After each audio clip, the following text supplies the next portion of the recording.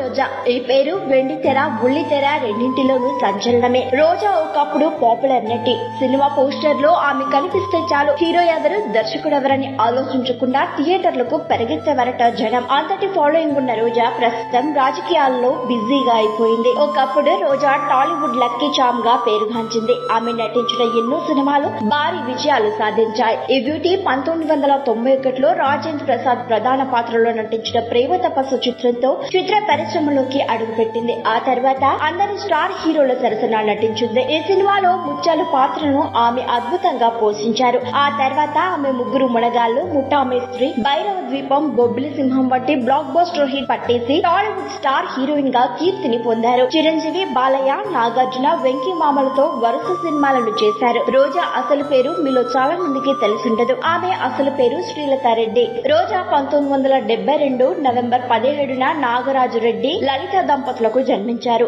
ఆమెకి ఇద్దరు అన్నయ్యలు. చిత్తూరు జిల్లా బకారావుపేటలో జన్మించిన ఆమె తండ్రి నాగార్జున గారు సారథి స్టూడియోలో పనిచేసేవారట.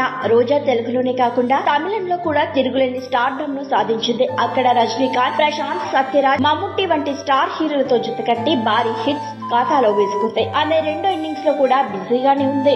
శంభో శివశంభో, గోలీమార్, మొగుడు, వీర వంటి అనేక చిత్రాల్లో ప్రేక్షకులు మెచ్చే రోల్స్ ను పోషించారు రోజా. మరోవైపు రోజా టెలివిజన్ లో కూడా ప్రకంపనలు సృష్టించింది. జబర్దస్త్, ఎక్స్ట్రా జబర్దస్త్, బస్సు జట్కా బండి లాంటి టెలివిజన్ షోస్ చేసి తిరుగులేని స్టార్ హోదాను సంపాదించారు రోజా. అయితే ఓ సమయంలో భర్త కారణంగా కోట్ల రూపాయలు కోల్పోయిందట రోజా. భర్త ఆర్కే సెల్వం అని ఒకప్పుడు స్టార్ డైరెక్టర్. అంతేకాదు రోజా తమిళ తొలి చిత్రానికి కూడా ఆయన దర్శకుడు. వారిద్దరూ ప్రేమించుకుని పెళ్లి చేసుకున్నారు.